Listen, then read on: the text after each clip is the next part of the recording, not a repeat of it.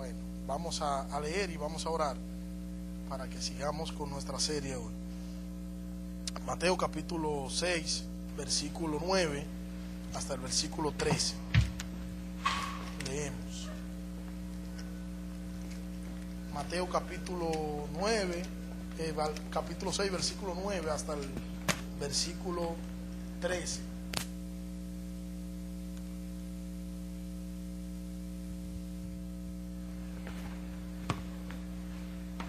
Mateo 6, 9. Leemos. Vosotros pues orad de esta manera: Padre nuestro que estás en los cielos, santificado sea tu nombre. Venga tu reino, hágase tu voluntad, así en la tierra como en el cielo. Danos hoy el pan nuestro de cada día, y perdónanos nuestras deudas, como también nosotros hemos perdonado a nuestros deudores. Y no nos metas en tentación, mas líbranos del mal. Porque tuyo es el reino y el poder y la gloria para siempre, jamás. Amén. Señor, gracias una vez más por tu misericordia. Gracias por tu bondad para con nosotros, Señor. Gracias, Señor, por tu palabra, Dios. Gracias, Señor, porque tu palabra, Señor, son espíritu y vida, Señor. Tu palabra, Señor, no solo nos confrontan, Señor, sino que tu palabra nos muestra, Señor, tu voluntad para nuestras vidas, Señor. Te pido que nos ayudes, Señor, y de cara a este fin de año, principio de año, que nos ayude, Señor, a que nosotros podamos someternos de manera voluntaria, Señor, a tu palabra. En el nombre de Jesús. Amén. En esta mañana quiero continuar con la parte en la que estamos. Es prácticamente el versículo 12. En el versículo 12 es donde estamos. Y perdona nuestras deudas como también nosotros hemos perdonado a nuestros deudores. En ese versículo estamos. Y ya la semana pasada dimos la segunda parte. Hoy trataremos de dar la tercera y el próximo domingo la cuarta parte de esta sección, de este versículo bíblico de perdona nuestras deudas como también nosotros hemos perdonado a nuestros deudores. Podríamos decir, perdona nuestros pecados como también nosotros hemos perdonado a aquellos que han pecado contra nosotros. Esa bien podría ser una mejor traducción. Dijimos, la semana pasada hablamos en la segunda parte e iniciamos nuestra segunda parte de este tema de perdonas nuestras deudas con una explicación o una aclaración del pastor John MacArthur, donde nos dice que la lucha que puede haber o que puede tener cada cristiano de manera interna es una lucha obligatoria, es una lucha permanente por la ofensa que otra persona ha tenido, por una ofensa que nos ha hecho. El problema de perdonar, dijimos la semana pasada, tiene que ver con el orgullo humano, y es el key del asunto, es ese el problema, y es por eso que nos sentimos mal, porque cuando alguien hace algo contra nosotros está hiriendo nuestro orgullo, y eso nos hace sentir mal, y nosotros no toleramos ser humillados, nosotros no toleramos que nuestro orgullo, que nuestro ego sea humillado, y eso lo camuflajeamos de distintas formas y de distintas maneras, y le ponemos otros nombres y le quitamos el nombre de orgullo de mi ego y colocamos ahí otra cosa, pero eso no es más que orgullo disfrazado, y que si nosotros hacemos un breve análisis sobre las cosas que nos acontecen, nos vamos a dar cuenta que sí, que es orgullo, y que nuestra falta de perdón es causada por nuestra pecaminosidad, por nuestro orgullo. Nosotros no perdonamos porque nuestro orgullo no nos lo permite, nuestra pecaminosidad no nos permite a nosotros perdonar de manera genuina y real a otra persona que ha hecho algo contra nosotros. Y nos escudamos y decimos cosas que no vienen al caso.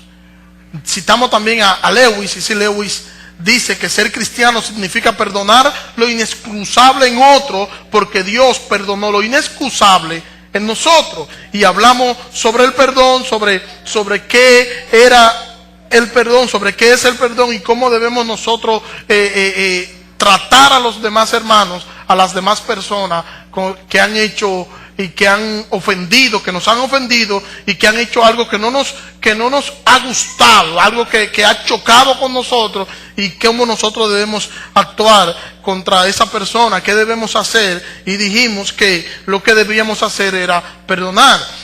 Y también dijimos que cuando nosotros nos miramos en el espejo de la Biblia no nos produce a nosotros una admiración hacia nosotros mismos. Cuando tú miras la Biblia a la luz de lo que tú eres, a la luz de lo que nosotros somos, a la luz de mi realidad, cuando yo me veo en la palabra de Dios, cuando yo me veo en el espejo de Dios, yo no me admiro con una admiración diciendo, wow, pero qué bien, pero yo soy un producto casi terminado, pero qué maravilloso soy. No, todo lo contrario. Cuando yo veo la Biblia, cuando yo analizo la Biblia, cuando yo me miro en el espejo de la palabra de Dios, eso me produce humillación, y me produce humillación porque entonces yo descubro en la palabra de Dios quién yo soy realmente y quién es Dios y cuán benevolente ha sido Dios conmigo. Y eso, en vez de producir mi orgullo, lo que me produce es humillación. Lo que me produce es yo poder admirar, pero no admirar a Daniel, sino yo poder admirar a Dios por las cosas que Dios hace a pesar de mí.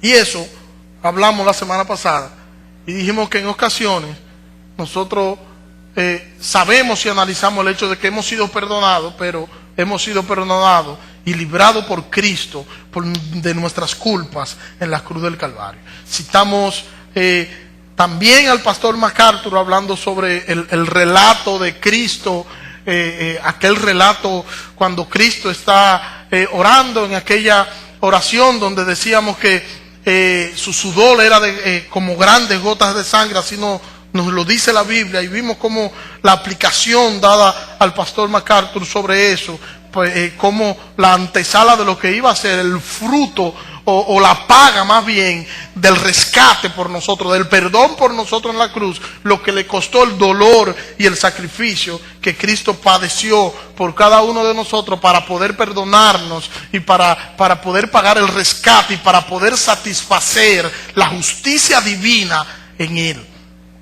Y dijimos que Dios impuso un castigo sobre su propio Hijo por culpas que pertenecían a otras personas. Dios impuso un castigo a su Hijo por culpas que pertenecían a nosotros. Nosotros éramos los culpables y Cristo fue quien pagó el dolor y el sufrimiento por nuestras culpas y por nuestros pecados, tal y como cantaba Héctor hace un momento del glorioso intercambio. Nos sustituyó a nosotros y Dios es quien muere por nosotros y Dios es quien ocupa el lugar nuestro, para luego entonces que esa justicia, para que luego esa santidad ser imputada a nosotros y nosotros ser entonces santos, no por una santidad que sale de manera natural de nosotros, sino una santidad que proviene de otro, que ha sido impuesto a nosotros, que es la santidad de Cristo, la vida de Cristo. Dios, la vida de Cristo nos la contabiliza a nosotros y la vida de nosotros se la contabilizó a Cristo en el Calvario. Y hablamos sobre el sufrimiento, hablamos sobre los dolores de Cristo, hablamos sobre el castigo de Cristo, lo que sufrió, lo que padeció, hablamos sobre sus heridas, hablamos sobre cómo Cristo fue oprimido, cómo Cristo fue afligido, todo el dolor que Cristo padeció, todo el quebranto y cómo Dios le hirió a Cristo por nuestras culpas, por nuestros pecados, para Dios perdonarnos a nosotros en Cristo. Y dijimos que fuimos justificados por Cristo y vimos y citamos a Cristo en Marcos, citamos a Romanos, ¿verdad?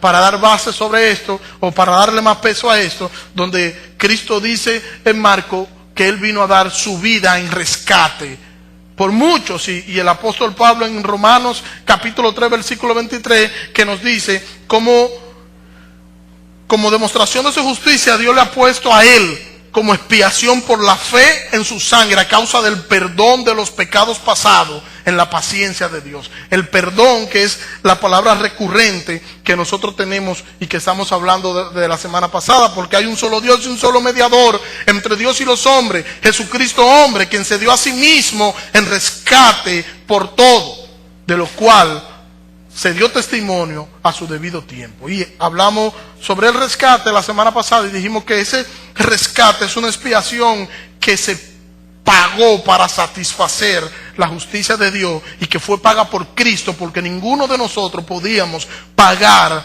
ese rescate. Cristo lo pagó por nosotros.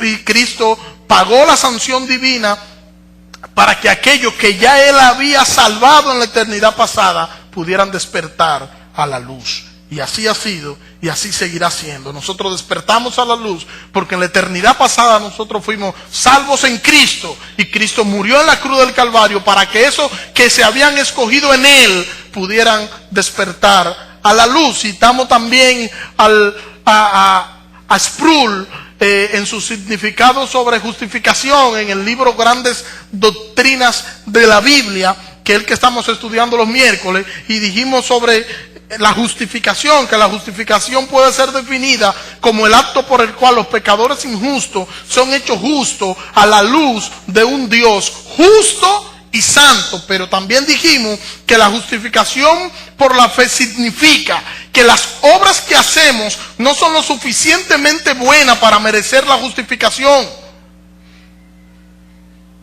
Y en esto hablamos y nos quedamos justo ahí la semana pasada. Hoy, en nuestro afán de poder interpretar esta sección de lo que es la oración intercesora, el versículo 12, perdona nuestras deudas como también nosotros hemos perdonado a nuestros deudores, o perdona nuestros pecados como también nosotros hemos perdonado a otro que ha pecado contra mí. En el afán de nosotros querer hallar una buena interpretación, querer extraer del texto bíblico las enseñanzas pertinentes, nosotros hoy vamos a basarnos en la tercera parte, en lo que es Mateo capítulo 18, versículo 21 y versículo 22. Y lo leo.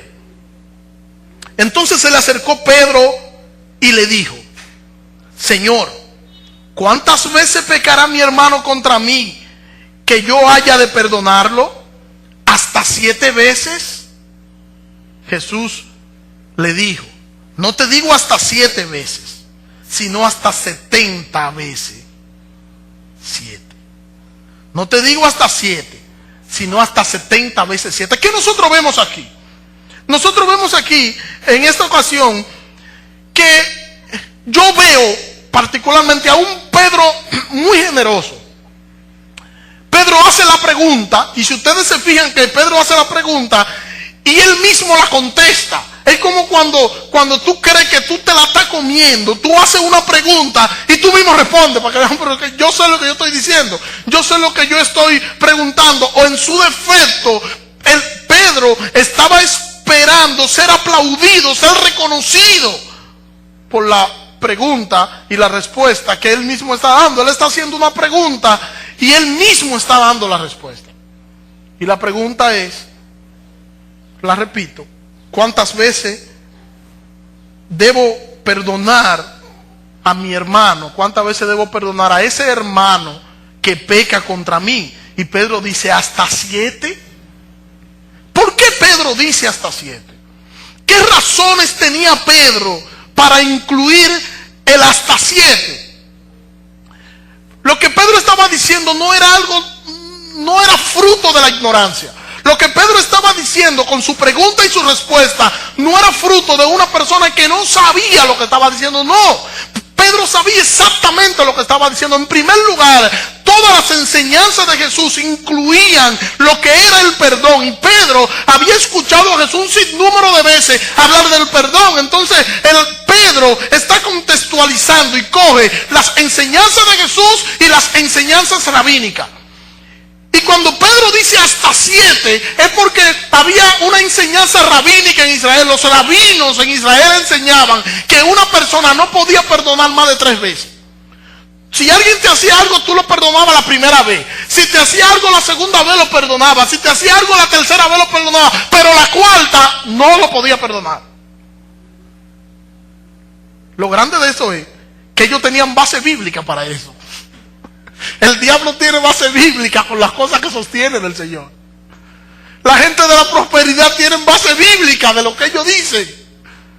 Los herejes tienen base bíblica para su herejía. Y cuando tú te das cuenta, la gente que enseña y tergiversa el texto bíblico, ellos se apoyan en un texto bíblico. ¿Cuál es el problema? Que se apoyan en un versículo bíblico, no en el sentido general de la Biblia. ¿Y dónde está el problema? Cuando nosotros sacamos los textos bíblicos de manera aislada y queremos interpretar los textos bíblicos de manera aislada, y la Biblia no se interpreta de manera aislada. La Biblia es un todo, un conjunto. Y ellos encontraron la base bíblica para ellos decir que no podían perdonar más de 3 veces. Porque si tú perdonabas más de 3 veces, tú estabas pecando. Porque tú estabas queriendo ser más benevolente que Dios. Y cito la cita de ellos. En el libro de Amós, en el primer capítulo del libro de Amós, es muy recurrente esto que voy a leer. Solamente voy a leer 2 versículos. Porque se repite mucho, se repite en el capítulo 1, en el versículo 9-11, que no voy a leer, en el capítulo 2, en el versículo 1 y 4, se repite y es muy recurrente contra distintas ciudades. ¿Qué es lo que se repite? Escuchen esto. Así ha dicho Jehová: por 3 pecados de Damasco y por 4 no revocaré su castigo, porque trillaron a Galaad con trillo de hierro. Versículo 6, así ha dicho Jehová: por 3 pecados de Galaad y por 4 no revocaré su castigo, porque llevó cautivo a todo un pueblo para entregarlo a Edom. Y esto se repite en los textos que ya dije, y es muy recurrente aquí en Amós. Y estos rabinos decían que Dios le estaba diciendo, Dios le estaba enseñando a ellos que el perdón tenía que ser solamente hasta 3, porque Dios perdonaba hasta 4. Y la enseñanza de Amós era que en ese número 4 Dios se iba a levantar contra aquella nación. Y ellos están diciendo, si Dios en la número 4 Dios entonces derrama su castigo, entonces yo como ser humano no puedo perdonar a la 4, tengo que perdonar a la 3, porque Dios es superior a mí. Como Dios es superior a mí, el perdón de Dios tiene que ser más santo, más perfecto, y por encima de mí, Dios 4 y yo 3. Que como que no tiene sentido, ¿verdad? Como que, caramba, qué forma de yo justificar mi pecado, ¿eh? Y así, ellos enseñaban, y esto era lo que Pedro conocía. Por eso que Pedro pregunta: Señor, ¿cuántas veces debo perdonar a ese hermano que peca contra mí? Pedro no dice 3, hasta 7.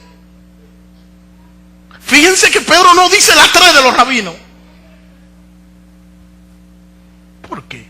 Vamos para allá. Quiero citar al pastor MacArthur hablando sobre este texto. Dice el pastor MacArthur: nadie podía llevar la cuenta de tal número de ofensas, pero ese es el punto precisamente. Llevar cuenta no tiene nada que ver con el verdadero perdón. Si una ofensa es perdonada sinceramente, no puede detallarse en contra del ofensor. El sistema rabínico exigía en efecto que la parte ofendida recordara y anotara ofensas supuestamente perdonadas, y que dejaran de perdonar después de la 3ª vez. La enseñanza de Jesús no da lugar para esto. El estándar es muy alto y se espera que un cristiano ame. Oiga bien lo que está diciendo el pastor MacArthur. Él está haciendo referencia a lo que ya yo mencioné sobre las veces rabínicas, pero hay un punto importante, y es que los rabinos decían, son 3 veces. Entonces tú coges una libreta, pecó, hizo tal cosa, entonces tú lo anotas, para que no se te olvide, tú lo anotas, y lo vas anotando, entonces tú vas anotando todo lo que te haga, y cuando llegue a 3, entonces ya hasta ahí llegó el perdón. Y dice el pastor MacArthur que el estándar de Cristo es muy alto, Y como el estándar de Cristo es demasiado alto, esto es muy trivial, porque Cristo se sobrepone a esta enseñanza y Cristo está hablando directamente del amor. Y quiero, hablando del amor, citar a 1 Corintios capítulo 13, versículo 5. Dice el apóstol Pablo ahí en Corintios, el amor, desde el versículo 4, el amor tiene paciencia y es bondadoso. El amor no es celoso, el amor no es contencioso, ni se hace arrogante, no es indecoroso, ni busca lo suyo propio, no se irrita, ni lleva cuentas del mal. Ese lleva cuentas del mal es lo mismo que nos explicó hace un momentito el pastor MacArthur sobre lo que la teoría de los rabínicos de llevar cuenta. Y ese llevar cuenta del mal era que ellos tomaban literalmente algo, anotaban lo que el otro le hacía para tener un registro. Mira lo que tú me hiciste, mira tal cosa y mira tal cosa. Y luego entonces ellos pasarle factura. Ven que lo que Pedro está planteando no es tan descabellado. No es tan descabellada la pregunta y la respuesta de Pedro. Me imagino yo a Pedro que Pedro estaba pensando que se la estaba comiendo. Pedro cogió las 3 veces de los rabinos, la multiplicó por 2. Y de ñapa le voy a poner otra ahí, para redondearlo en el número 7, que es el número perfecto. Cuando yo diga eso, me la comí. Sin embargo, la respuesta de Jesús fue 70 veces 7. Y el 70 veces 7 es interesante. Es interesante porque acabo de recordar ahora un texto, si no me equivoco. Ok. El 70 veces es interesante. 70 veces 7. ¿Cuánto hace 70 veces 7? Hace 490 veces. Entonces, Jesús está diciendo que una persona debe tomar su libreta de apunte, debe tomar su libreta y empezar a escribir lo que la otra persona le haga hasta llegar 490 veces. Eso es lo que está diciendo Jesús. Es el principio que Jesús está enseñando, que nosotros debemos, cuando lleguemos a 490 veces, entonces nos paramos ahí, y al pararnos ahí, entonces le decimos a la persona: espérate, porque ya nada más son 490 veces. Esto genera un problema. Genera un problema porque la enseñanza se está dando en el contexto no de cuánto yo debo perdonarle a mi hermano de por vida, sino de cuánto yo debo perdonarle a mi hermano en un día. Y ahí entonces nos genera el problema. Miren este texto. Génesis capítulo 4, versículo 24. Un texto parecido. Si 7 veces es vengado Caín, entonces la melo será 70 veces 7. Hay algunos estudiosos que dicen que Jesús hace una relación de estas dos cosas para establecer el amor y el perdón en la iglesia. 70 veces 7. Cristo tomó el número que Pedro le dio, que fue el 7, no para establecer el 70 veces 7, el 490 como el número del perdón. Cuando te imaginas en todas las iglesias el número del perdón y atrás y en todo la... No fue para eso, sino fue para establecer un principio el principio del perdón, que era no tener límite. Y como el principio del perdón de no tener límite es lo que Jesús está enseñando, entonces nosotros tenemos que ver por encima de la enseñanza. No te digo hasta 7 veces, Pedro, sino hasta 70 veces 7. Lo que Jesús estaba enseñando más bien ahí era el hecho de que el perdón no tenía un número, sino que el perdón era algo de manera indefinida. El perdón no tenía límite, y el perdón nosotros debíamos hacerlo, el cristiano debía hacerlo, el creyente debe perdonar de manera ilimitada, que es lo que está simbolizando ese 490, está simbolizando el límite. O sea, es ilimitado el perdón debe ser ilimitado el perdón de nosotros hacia nuestros hermanos. Amén. Ahora yo pregunto, ¿contradice eso que está diciendo Jesús del 70 veces 7? ¿Contradice eso los versículos anteriores de Mateo capítulo 18, donde Jesús enseña que al que sí nos agreda, al que sí peque contra nosotros, nosotros debemos enjuiciarlo, nosotros llevamos a la iglesia? ¿Contradice ese texto eso? Y quiero leerlo. Quiero leer el texto hoy, ver algunas cosas y concluir la semana que viene. Versículo 15 de Mateo 18. Por tanto, si tu hermano peca contra ti, ve, amonéstale estando tú a solas con él. Y si él te escucha, ha ganado a tu hermano. Pero si no escucha, toma aún contigo uno o dos, para que todo asunto conste según la boca de 2 o 3 testigos. Y si él no les hace caso a ellos, dilo a la iglesia. Y si no hace caso a la iglesia, tenlo por gentil y publicano. De cierto os digo, que todo lo que atéis en la tierra habrá sido atado en el cielo, y todo lo que desatéis en la tierra habrá sido desatado en el cielo. Otra vez os digo, que si 2 de vosotros se ponen de acuerdo en la tierra acerca de cualquier cosa que pidan, les será hecho por mi Padre que está en los cielos. Porque donde 2 o 3 están congregados en mi nombre, allí estoy yo en medio de ellos. Mi pregunta es, lo que ya yo dije de la pregunta de Pedro, de la respuesta de Pedro y de la respuesta de Jesús, contradice este principio que está aquí. Porque aquí Jesús está diciendo que si un hermano peca contra ti, ve y repréndelo. Ese amonéstalo, ve y repréndelo. Ve y confróntalo. Pero dice luego más para adelante, donde leímos en el versículo 21, porque Jesús está hablando de ese contexto, Pedro lo escucha y Pedro dice, este es el momento indicado. Y entonces ahí Pedro pregunta y dice, ¿cuántas veces yo tengo que perdonar a ese hermano mío? ¿Hasta 7? No, Pedro, hasta 60 veces, hasta 70 veces 7. O sea, no, Pedro, tú debes perdonarlo de manera ilimitada. Y entonces yo pregunto, hay una aparente contradicción aquí. Si tu hermano peca contra ti, ve y amonéstale estando tú y él solo. Si tu hermano peca contra ti, ve y amonéstale estando tú y él solo. Y quiero citar a William MacDonald para ver este primer versículo bíblico, el 15.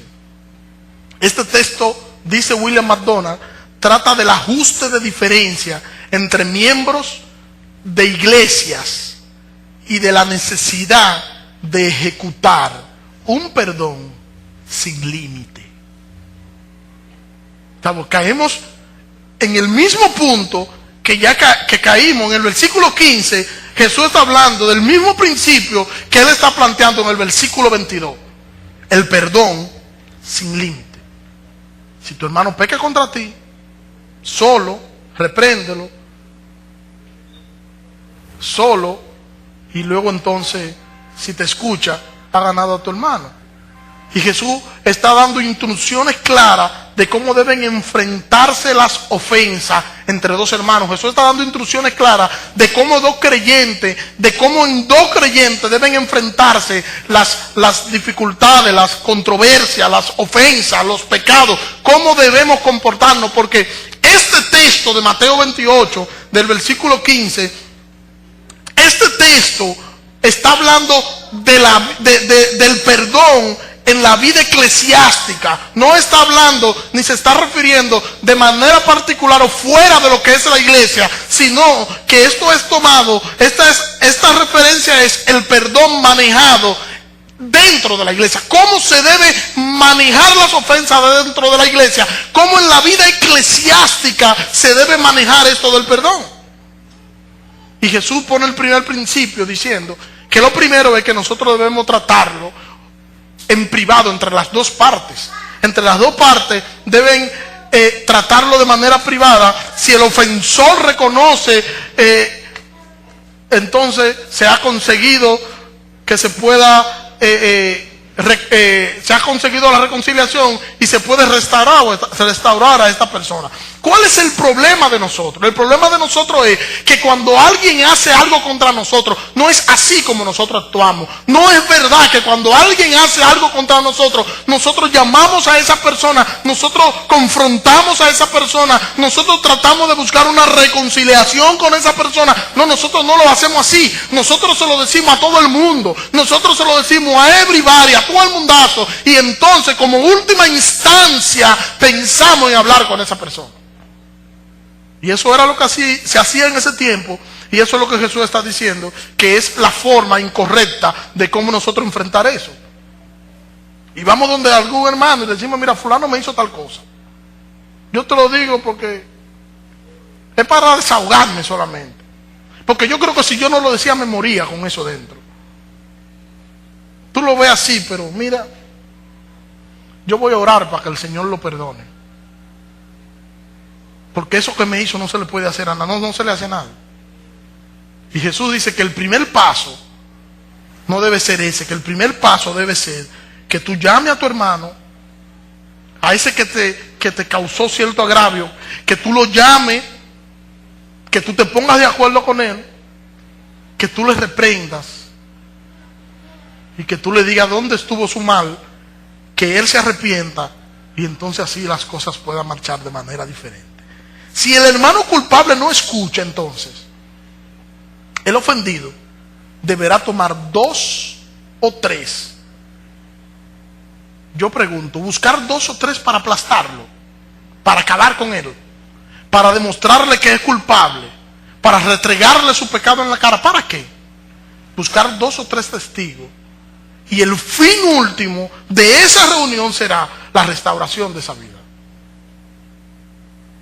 Amén. Deuteronomio, capítulo 19, versículo 15.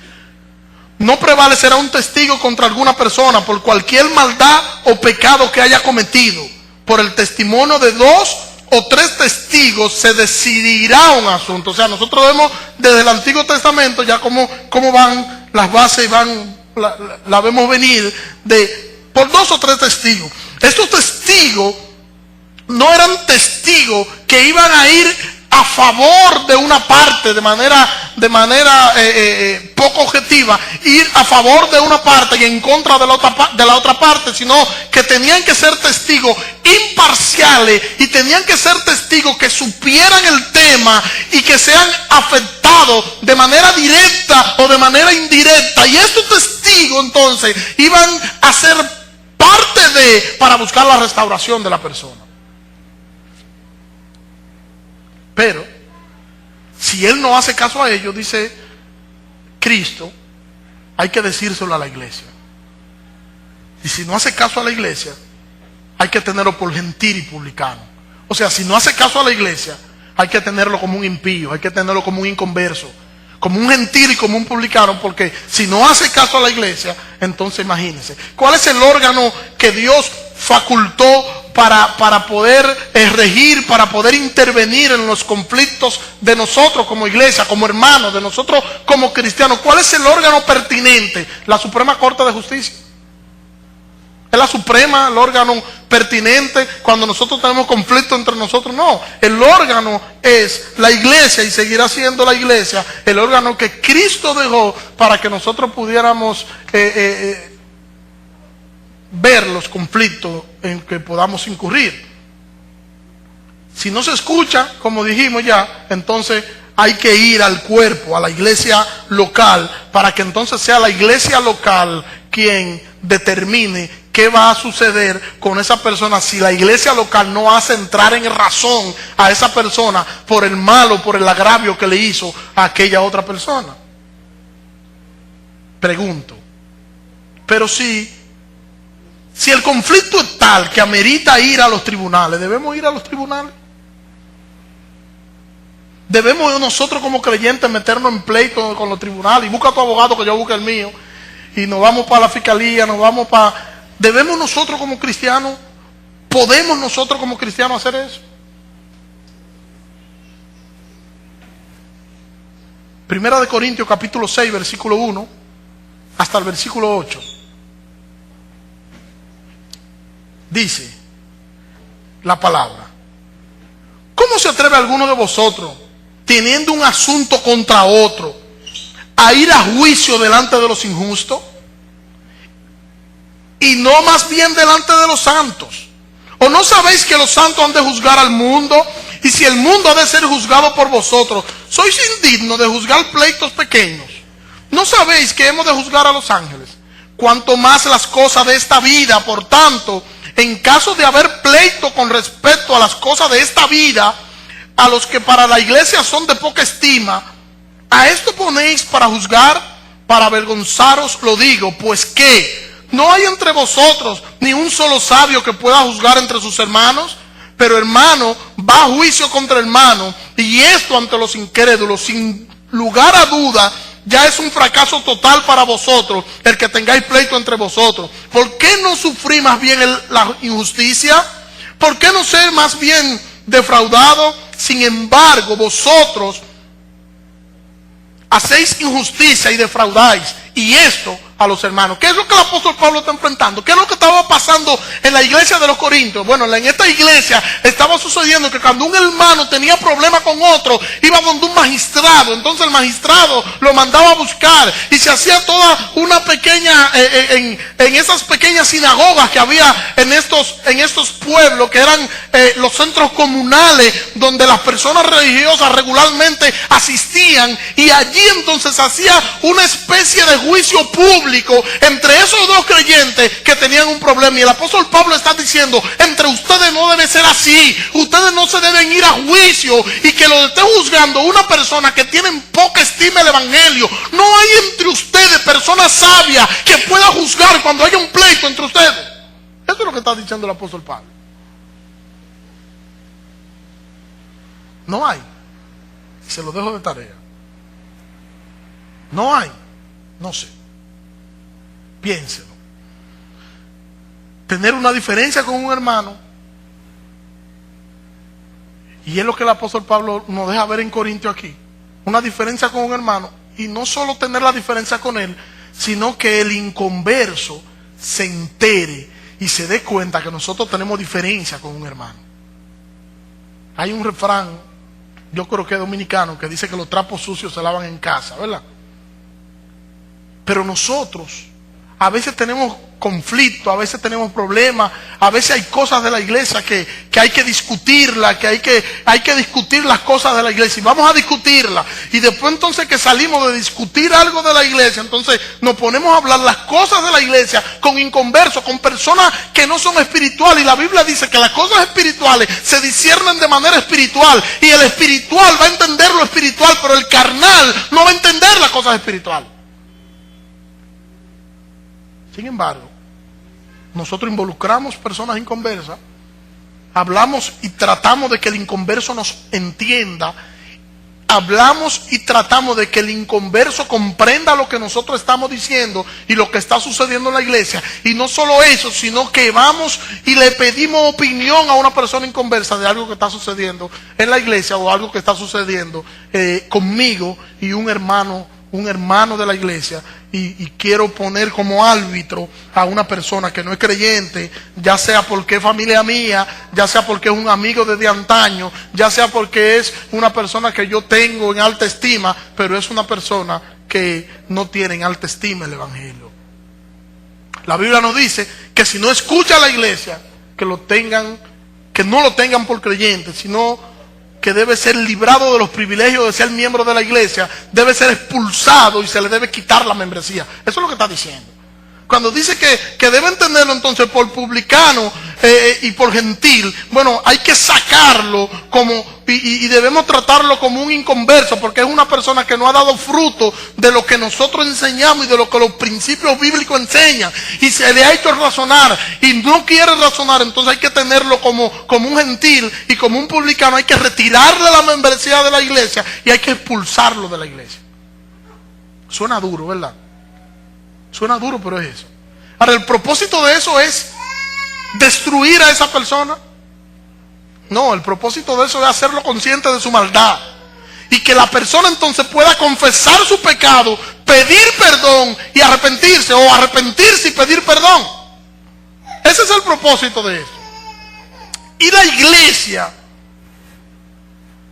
debe desaprobar la actitud de una persona así. Los hermanos deben hacer esto, mostrar que no aprueban la actitud de una persona así.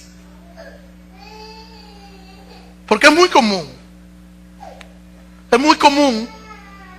que nosotros estemos en una reunión, que se esté juzgando algo en una reunión que nosotros podamos tener, sea como asamblea, sea cuerpo oficial, sea con los diáconos. Es muy común que las personas que estén allí, que hayan personas que opinen y que no opinen. Y que tú encuentres entre las personas que no opinan, tú lo ves calladito y están de acuerdo con todo. Pero ahora en punto que se terminó la asamblea, o se terminó la reunión, o se terminó lo que se está haciendo, al final, entonces ellos le dan un espaldarazo a los dos grupos, al grupo ofendido y al grupo que ofendió, o a la persona agraviada y al agraviado, y le dan un espaldarazo a los dos porque no quiere quedar mal con ninguno de los dos grupos, o con ninguna de las dos personas. Y la enseñanza es que tú tienes que tener una posición clara.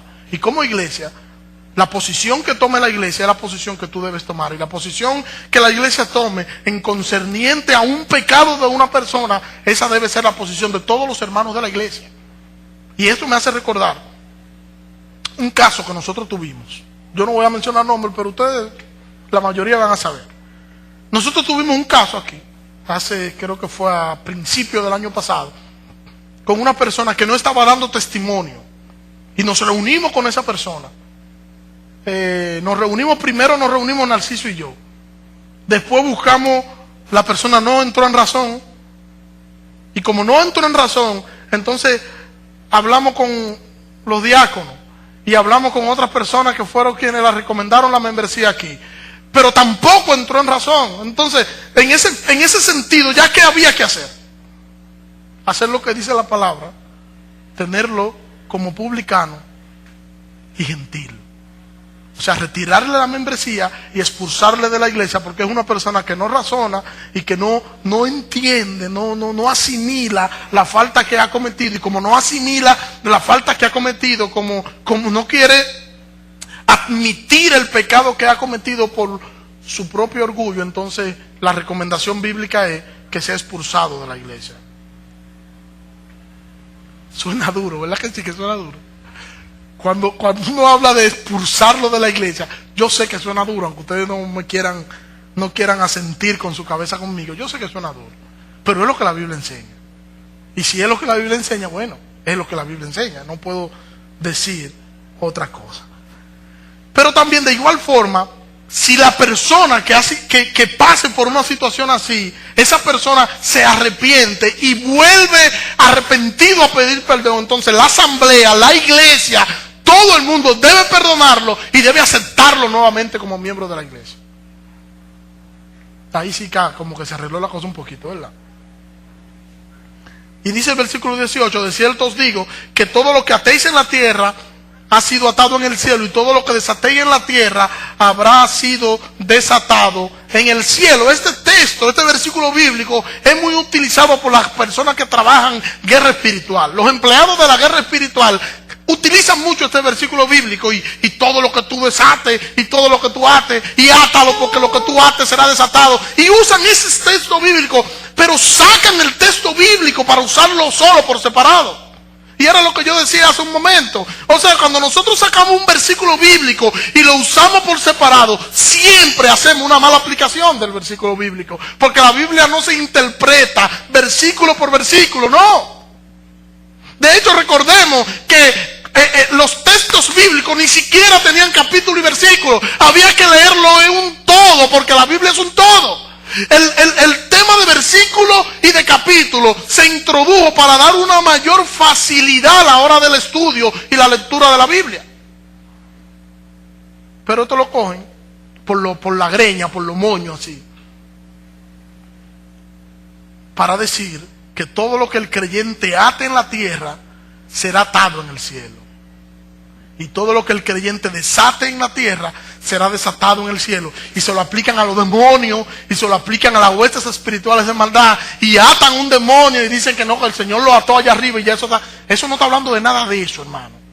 El contexto de eso es el contexto del que yo estoy hablando, es el contexto del perdón eclesiástico, está hablando del perdón. Y cuando está diciendo aquí que todo lo que nosotros atemos en el cielo y todo lo que nosotros desatemos en el cielo, que igualmente será hecho en la tierra, está hablando sobre la oración y la obediencia a la palabra ligada a una acción disciplinaria sobre una persona, y que esta acción entonces va a ser admitida en el cielo. Es eso lo que está diciendo. La oración y la obediencia a la palabra ligada a una acción disciplinaria en la iglesia sobre una persona, esa acción será admitida en el cielo. Eso es lo que está enseñando ahí, no es otra cosa. Podemos querer espiritualizar más el texto y podemos querer decir otra cosa, pero eso es lo que enseña, no está enseñando otra cosa ese texto. Y la persona disciplinada que se haya arrepentido y haya confesado su pecado, y la asamblea entonces la restaure y sea restaurada la comunión, entonces también será ratificado en el cielo. Es eso lo que está diciendo. Eso de atar y de desatar es haciendo referencia al perdón, y es en el contexto del perdón donde tenemos que ver esto, y no en otro contexto aislado, ni hacerlo, ni verlo como referente a asuntos demoníacos, no, ni nada de eso, no, porque no está hablando de nada de eso el contexto, está hablando única y exclusivamente del perdón, y es ahí donde debemos aplicar ese texto. Versículo 23. A los que remitáis los pecados, versículo, 20 de Juan 23. A los que remitáis los pecados le han sido remitidos, y a quienes se los retengáis le han sido retenidos. Este versículo bíblico también dado por Jesús nos está hablando de la misma cosa, del perdón y de la disciplina eclesiástica. Pregunto, ¿qué tamaño debe tener una asamblea? ¿Cuántas personas deben ser? ¿Cuál es el número bíblico para este tipo de asamblea que juzga un conflicto? ¿Cuál debe ser el número? Versículo 19, Mateo 18.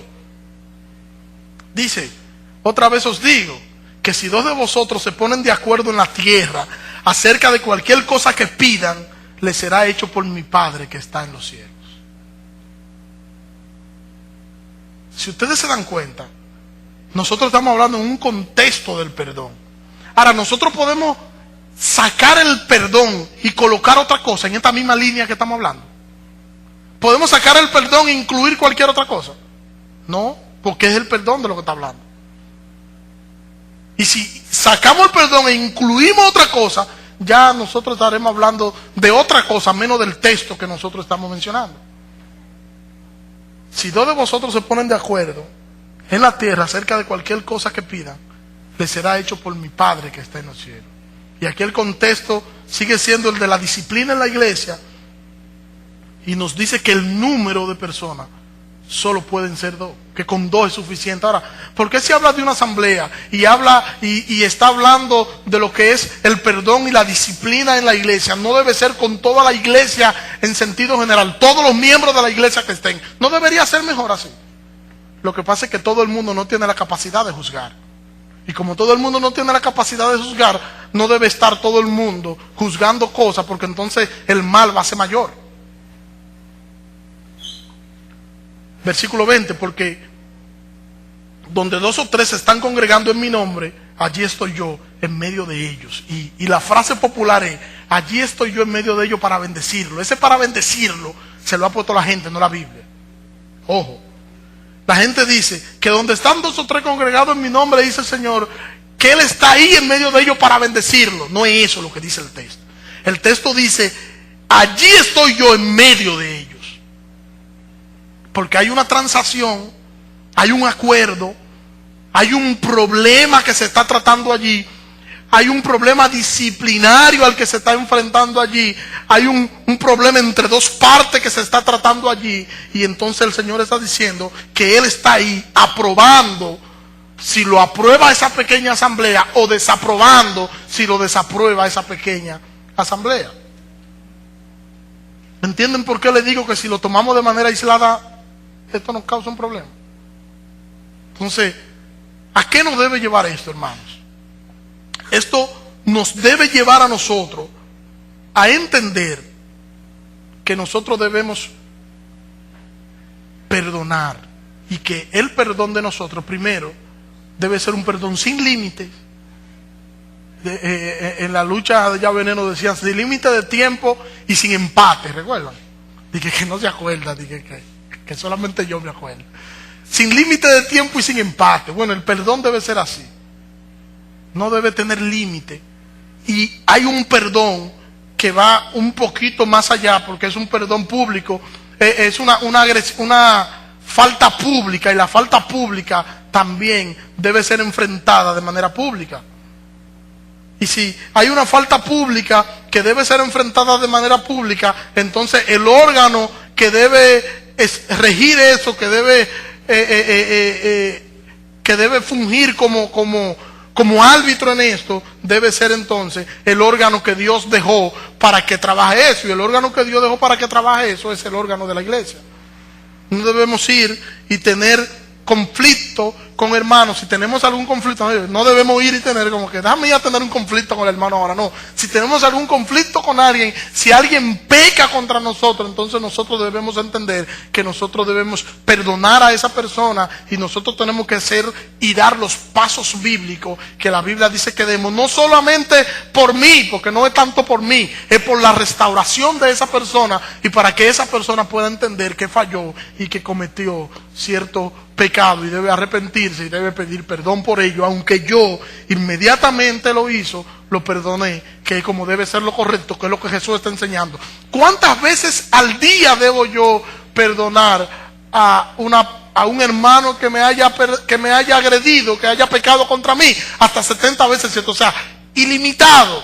No hay límite para el perdón, es lo que está diciendo Cristo. Nosotros hoy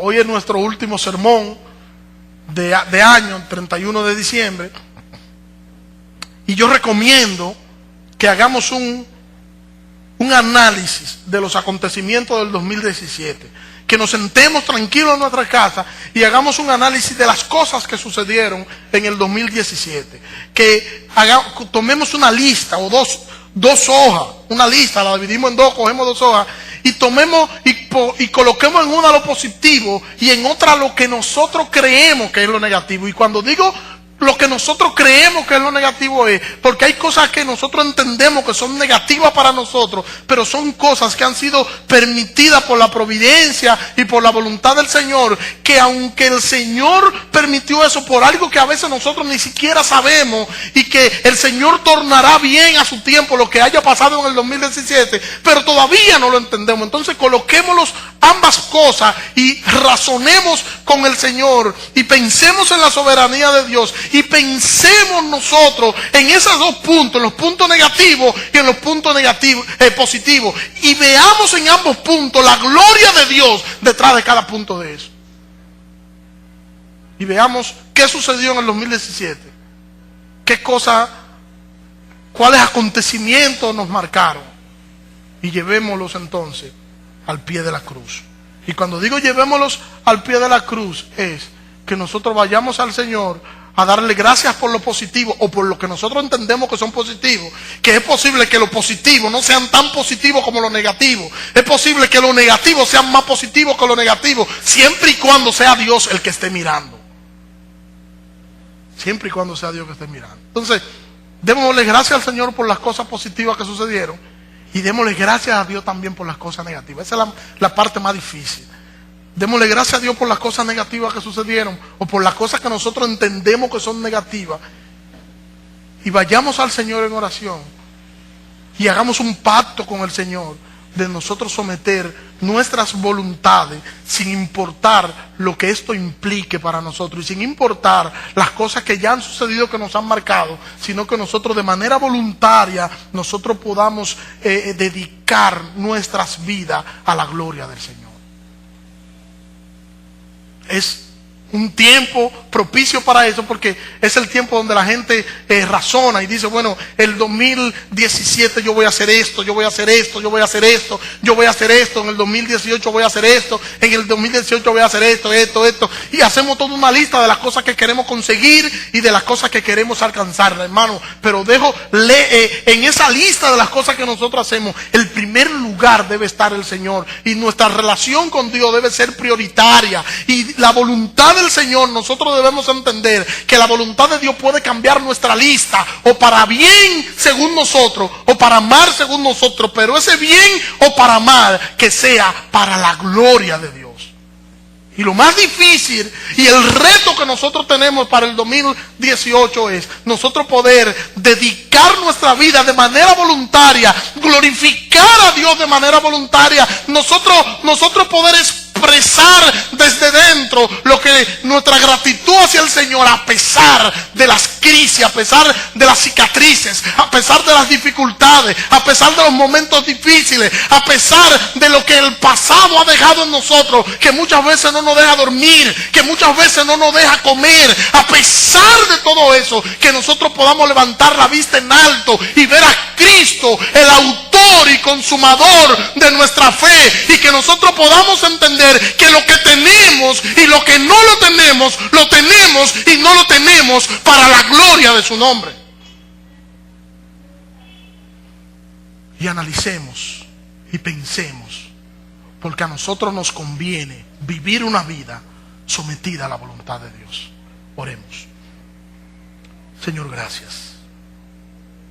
Gracias por tu misericordia, gracias por tus bondades, Señor. Gracias, Señor. Ayúdanos, Señor, a perdonar, Señor. Y a perdonar así como nos dice el texto, Dios, como tú nos perdonaste, Señor. Que así como tú nos perdonas a nosotros, que nosotros perdonemos a nuestros hermanos. Ayúdanos, Señor, a ver este principio del perdón, Señor. Que el perdón no tiene límites, y que nosotros debemos perdonar todas las veces que fuese necesario, Dios. Te pido que nos perdones, Señor, porque en muchas ocasiones no hemos hecho así, Señor. Hemos hecho todo lo contrario. Perdónanos, Señor. Perdónanos, Señor, si en este 2017, Señor, nosotros como iglesia, Señor, no hemos hecho lo que hemos tenido que hacer. De manera particular, Señor, no hemos hecho lo que hemos tenido que hacer, Señor. Perdónanos, Señor, si las situaciones difíciles, Señor, nos han arropado de tal forma, Señor, que hemos olvidado, Señor, el principio fundamental, y hemos olvidado que debemos vivir nuestra vida para agradarte, Señor. Perdónanos, Señor, y ayúdanos, Señor, que este 2018, Señor, marque la diferencia en nuestras vidas, Señor, y que nosotros, Señor, podamos perseguir de manera voluntaria, agradarte y vivir para la gloria de tu nombre, Señor. Ayúdanos, Señor. Ayúdanos a ser carta leída, Señor. Ayúdanos a ser siervos inútiles, Señor. Ayúdanos, Señor, a hacer tu voluntad, Señor. Ayúdanos, Señor, y pon pasión en nosotros por tu palabra, Señor. Y que este 2018 sea un 2018 de retos, de compromisos, Señor, donde nosotros, Señor, entendamos que lo único que debe importarnos, Señor, eres tú, Señor. Gracias, Señor. En el nombre de Jesús. Amén. Te pido, Señor, que nos dirija, que nos guíe a nuestros lugares de destino, Señor, en paz y en comunión contigo. En el nombre de Jesús. Amén. Dios le bendiga y estamos despedidos.